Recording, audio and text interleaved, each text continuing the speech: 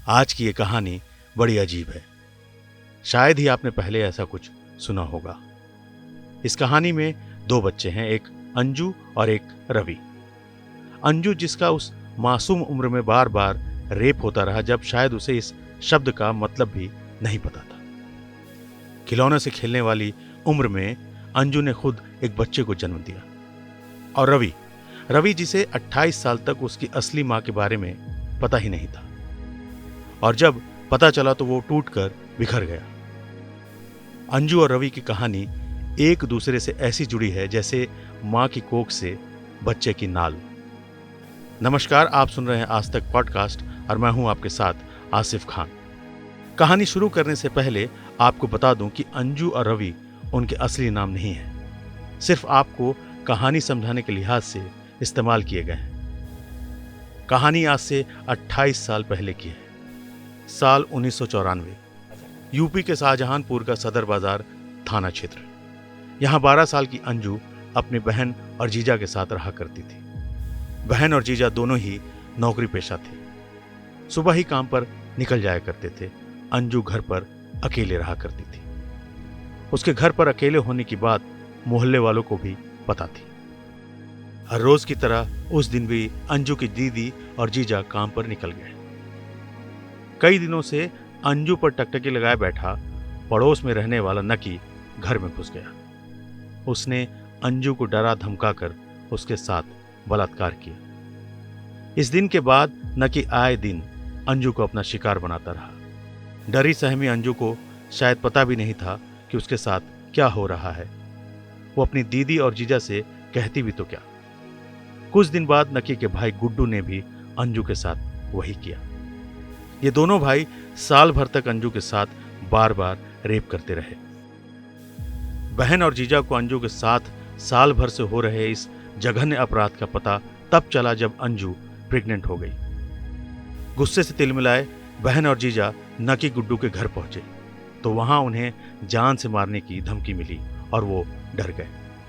कुछ समय बाद अंजू के बहन और जीजा ने ट्रांसफर ले लिया और वो उसे लेकर वहां से चले गए। बाद में अंजू ने एक बेटे को जन्म दिया जिसे उसकी दीदी ने बदनामी से बचने के लिए दूसरे जिले के एक दंपत्ति को गोद दे दिया। कहते हैं गुजरे वक्त के साथ हर घाव भर जाता है। शायद अंजू के दीदी जीजा भी उसे महज एक हादसा समझकर भूल गए हों। लेकिन अंजू, उसका क्या? आत्मा पर लगी चोट का तो कोई मरहम नहीं होता। वक्त का पहिया घूमता गया। अंजू बड़ी हो गई। उसके दीदी और जीजा ने यूपी के गाजीपुर के रहने वाले एक लड़के के साथ अंजू का ब्याह कर दिया।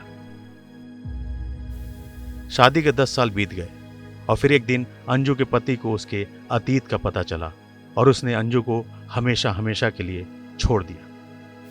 अंजू ने इसे भी किस्मत का फैसला मान लिया। वो जैसे तैसे जिंदगी गुजार रही थी कि एक रोज अंजू का अतीत उसके सामने आकर खड़ा हो गया। 26-27 साल का एक लड़का अंजू को ढूंढते हुए उसके घर लखनऊ पहुंचा।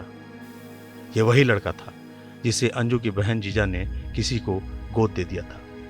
अंजू का अपना खून, अपना बेटा रवि को कुछ वक्त पहले ही पता चला था कि उसको पालने वाले उसके असली माँ बाप नहीं हैं। रवि अपनी असली माँ से मिलना चाहता था। उसकी यही चाहत उसे अंजू तक ले आई। रवि ने अंजू से अपने पिता के बारे में पूछा। ये भी पूछा कि उसने उसे क्यों छोड़ दिया था। तो अंजू सच छिपा न सकी। सालों से जो हादसा उसके दिल में दर्द बनकर पड़ा था वो उसकी आंखों से बह गया। कहते हैं इंसान बीतते वक्त के साथ सब भूल जाता है, लेकिन जिस पर बीती हो कभी उससे तो पूछिए। अंजू के घाव आज भी उतने ही हरे थे। हो भी क्यों ना, उस हादसे ने उसकी पूरी जिंदगी तबाह कर दी थी। उसका सब कुछ लुट चुका था। अंजू के लिए कभी कोई लड़ा ही नहीं, कभी किसी ने आवाज ही नहीं उठाई। न उसके साथ हुए दुष्कर्म के लिए, न उसे उसके पति द्वारा छोड़ने पर।